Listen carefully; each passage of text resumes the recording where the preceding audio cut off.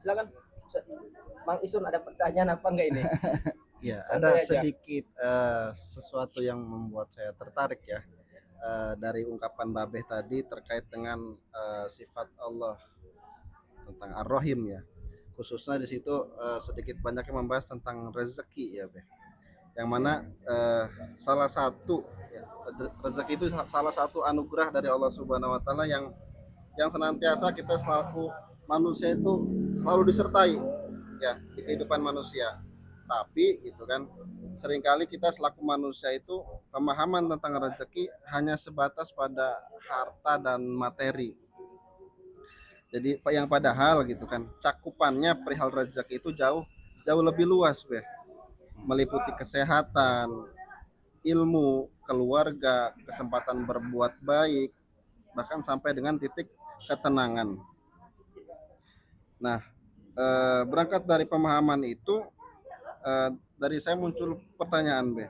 Eh, Lantas bagaimana kita selaku manusia memahami rezeki dari Allah dalam kehidupan sehari-hari? Iya, betul. Menarik dalam memaknai ulang konsep rezeki ini. Kebanyakan orang memaknai rezeki, kalau kita klasifikasi misalnya kebutuhan kita ada yang primer, sekunder, tertier gitu ya.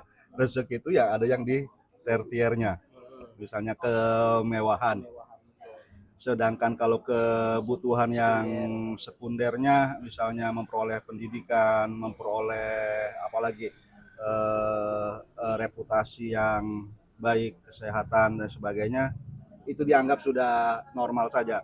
Apalagi kalau misalnya cuma kebutuhan primer, terbutuhi makan, terbutuhi pakaian, iya, kemudian punya rumah, punya kendaraan yang baik, itu udah dianggap standar yang paling rendah, sehingga mendapatkan seperti itu seolah-olah udah bukan rezeki lagi. Ya kita sebagai mukmin harus mengubah itu sejak awal, bahkan dari keberadaan kita ini sendiri itu sudah merupakan rezeki. Bahwa kita dulunya nggak ada, sekarang menjadi ada, itu sudah rezeki.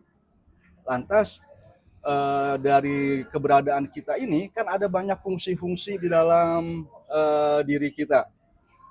Mata bisa melihat, telinga bisa mendengar, penciuman sensitif, pengecap rasa juga sensitif. Itu kan rezeki yang lebih besar lagi.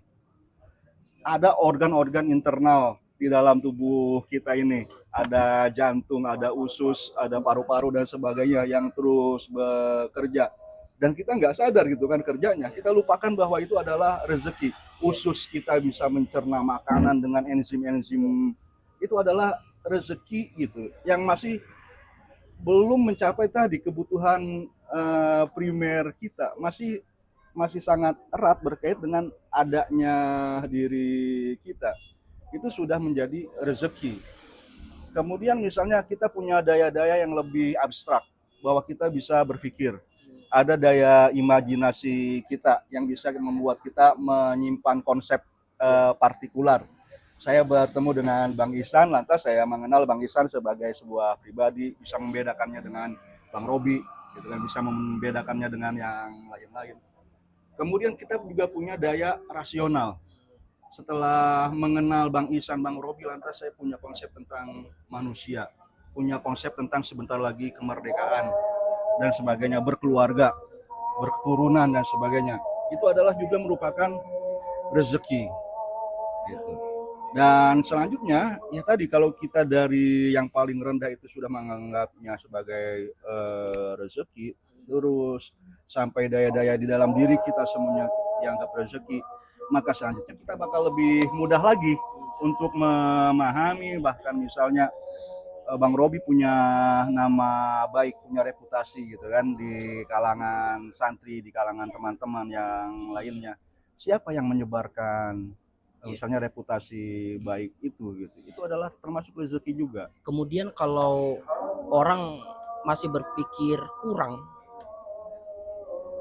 itu gimana Be tanggapannya?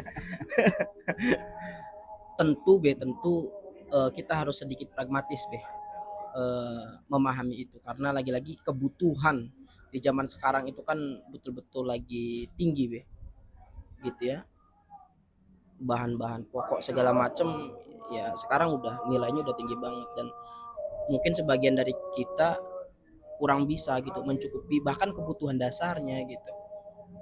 Iya, memahami bahwa segala yang ada udah merupakan rezeki, bukan berarti kita pasrah kalau ada kekurangan, baik kekurangan secara personal atau kekurangan secara kultural, secara struktural seperti itu. Karena misalnya di satu sisi orang yang memperoleh kecukupan itu seperti Firaun, bahkan nggak pernah sakit, nggak pernah susah gitu. Itu ya kita nggak mau diberikan rezeki yang seperti itu sampai lupa gitu kan. Semuanya kan terpenuhi. Kita juga nggak mau sampai lupa. Tapi juga itu nggak berarti kita menutup mata atas kekurangan. Misalnya kalau tadi apakah istighosah itu sudah menunjukkan bahwa itu yang dikehendaki oleh ajaran Islam. Misalnya ya nggak bisa gitu kan kalau sekedar itu kosmetik gitu ya, bahwa di satu sisi memang keberagamaan itu rezeki Allah buat bangsa Indonesia, di sisi lain kalau itu hanya sebagai formalitas, sebagai resepsi-resepsi gitu ya, sebagai perayaan-perayaan yang nggak sampai kepada substansi, melupakan misalnya bahwa ya orang Islam harus rajin membaca, harus mengembangkan budaya literasinya, maka surplus doa gitu kan, yang nggak mengalahkan surplus dosa kita gitu kan.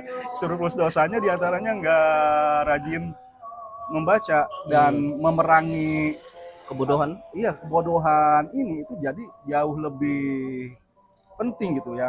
Bukan hanya kurang, misalnya tadi Bang Robi mungkin bertanya kurangnya ini masih dalam terkait materi gitu kan. Saya ingin mengingatkan bahwa kurangnya kita juga terkait dalam masalah yang ya maknawi lah, seperti itu.